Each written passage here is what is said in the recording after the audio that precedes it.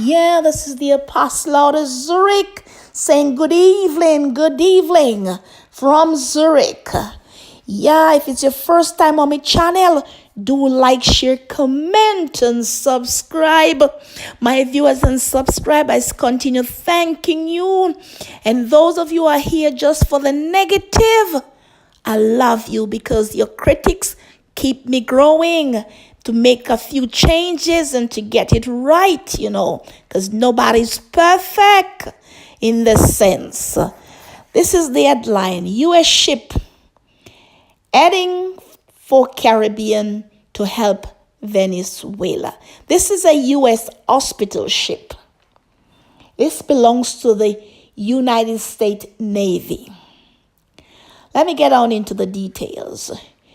A U.S. Navy ship is reportedly heading to the Caribbean, as well as part of South and Central America, to aid countries with assisting Venezuelan refugees who have fled to these countries. The Trump administration announced Tuesday that the humanitarian mission aimed to assist these countries in coping with the large numbers of refugees who need medical care. The USNS Comfort will leave in June on a 5-month mission to South America, Central America, and the Caribbean to help countries overwhelmed by the more than 3 million Venezuelan refugees who have fled in recent years, Vice President Mike Pence said. The rising desperation in Venezuela has fueled a mass exodus, the likes of which we have never seen in the Western Hemisphere, Pence said. In a speech on the Venezuelan crisis at the Council of America's annual conference, Acting Defense Secretary Patrick Shahana said that before the USNS Comfort can be deployed from its home port of Newport, Virginia, a staff of doctors, nurses, and other medical staff have to be assembled. The Comfort Tour last fall provided medical assistance in Colombia and several other countries where most of the Venezuelan refugees have settled to escape the crisis. Pence and other Trump administration officials have warned that another 2 million people are expected to flee by the end of the year if the crisis continues in the once prosperous nation. The Trump administration have employed increasing diplomatic and economic measures on the government of President Nicolas Maduro in hope of persuading him to step down. The U.S. and more than 50 other countries say Maduro's re-election last year was fraudulent and that Juan Guaido, the opposition head of the National Assembly, is the legitimate president under the Venezuelan constitution.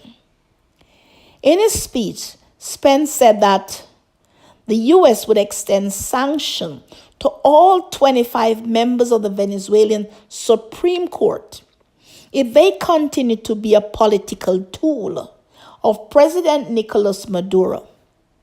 The U.S. already have sanctions on about 150 officials and businesses in the country. What more can that nation take? The vice president also said the U.S. would immediately lift sanctions on General Manuel Figueroa, the head of the feared SEBIN intelligence agency, who broke rank with the Maduro government during a failed uprising last week and has since disappeared. Pence repeat the message that All options are on the table as the administration waits further actions. But another speaker at the conference, Representative Elliot Angel, DNY, point out that Venezuela is twice the size of Iraq, and it would be extremely difficult to successfully employ military force to house Maduro. I have made it clear that military intervention in Venezuela must be off the table, said Engel, the chairman of the House Foreign Affairs Committee. This is a part of the devastation that people faces when government hold on to powers and do not want to step down or to free their people's life.